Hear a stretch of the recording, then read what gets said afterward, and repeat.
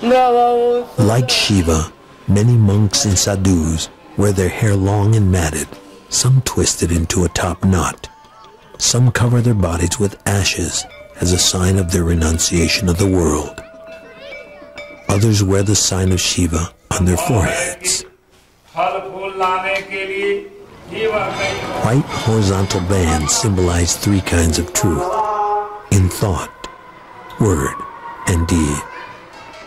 And many devout Hindus place a central red dot on their foreheads, the mark of the Supreme Being. The glorification of Shiva can also be found in architecture throughout Varanasi.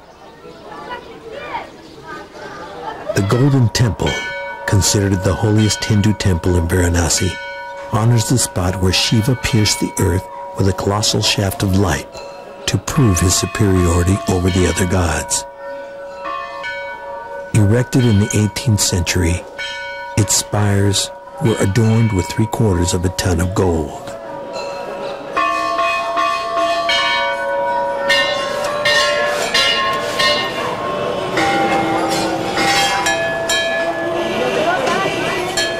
Clanging bells and spoken prayers.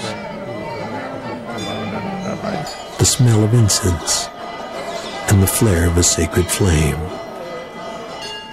Like the Ghats, the temples of Varanasi hold mysteries of their own.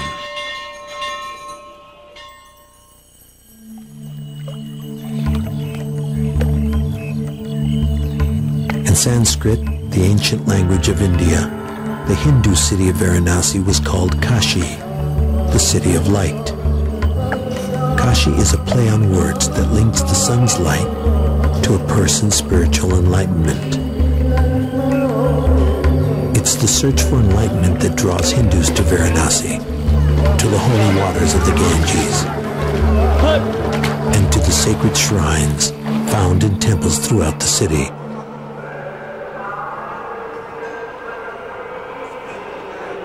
The Hindu temple is the place for puja, the Hindu word for worship. In India, puja is a part of life. It can happen at any time of day. Bells announce a worshipper's presence at temple, block out other sounds, and focus the mind on meditation.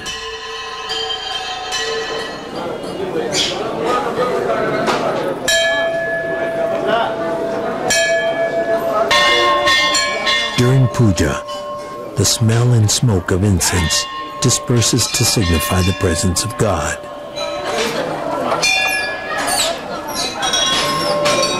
Flowers, the symbol of happiness, devotion, and love, are offered to the gods along with sweets and water from the Ganges.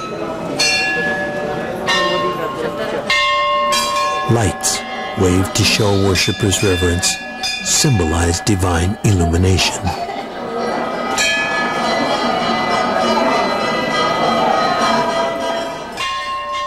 The search for enlightenment is a personal one, inward looking, but may also be filled with freely expressed emotion.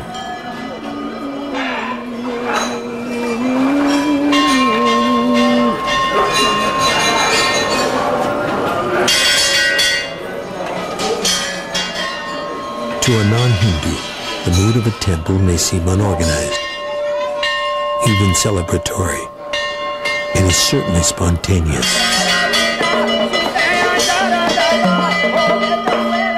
As part of tradition that dates back centuries, a eunuch arrives, dancing to appease the gods.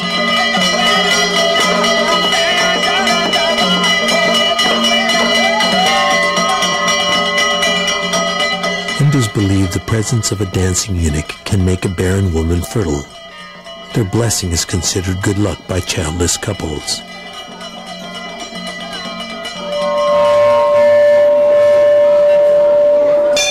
When worship is finished, a Hindu priest anoints the believer's forehead, marking the spot where it's believed there is a third eye.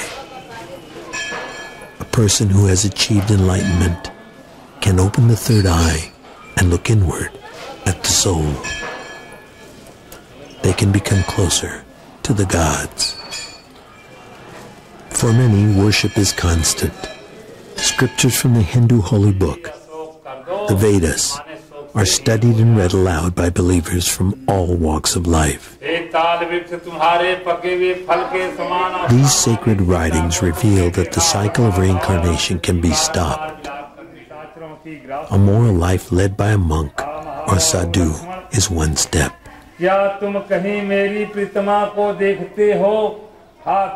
But to take the final step, Hindus believe a person must die in Varanasi.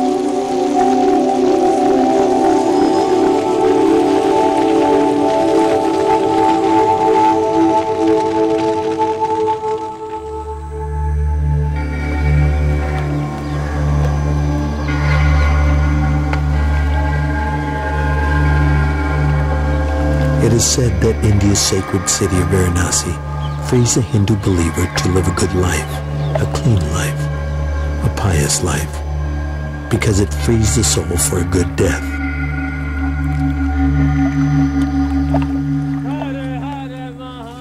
A Hindu monk has died, and his fellow holy men are attending to his final pilgrimage.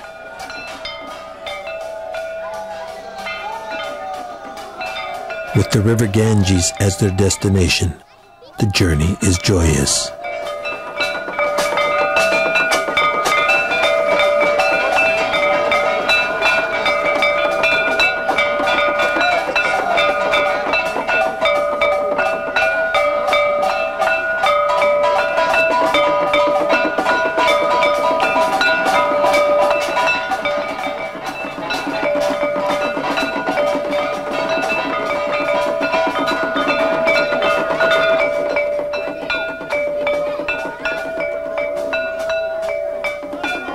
Encased in a stone coffin assembled at river's edge, the dead monk is seated upright, the traditional posture for holy men and kings.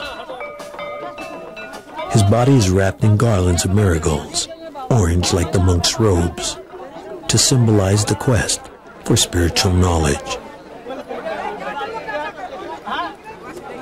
Instead of cremation, the traditional burning of the dead in Varanasi, the monk is given a special burial, one reserved only for holy men and sacred cows.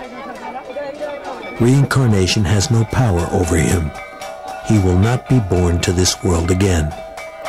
By living a moral life and dying in Varanasi, it's believed he has achieved immortality. Amid the revelry of his victory celebration, the stone coffin slips from the side of the boat. He is now one with the sacred river Ganges, the water Hindus call the nectar of immortality.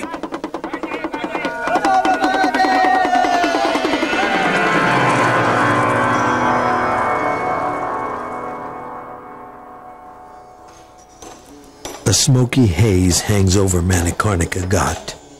This is the holiest place in Varanasi, the place where Hindu belief says the world was created and where it will be destroyed.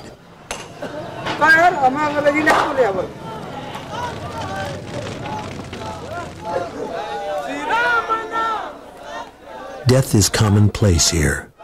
Many sick and elderly come to Varanasi to die, hoping to be cremated near the Ganges.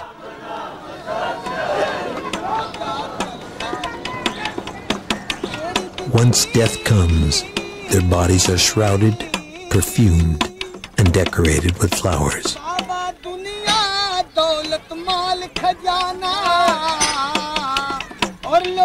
Before cremation, each body is carried to the Ganges for a final cleansing dip in the holy water.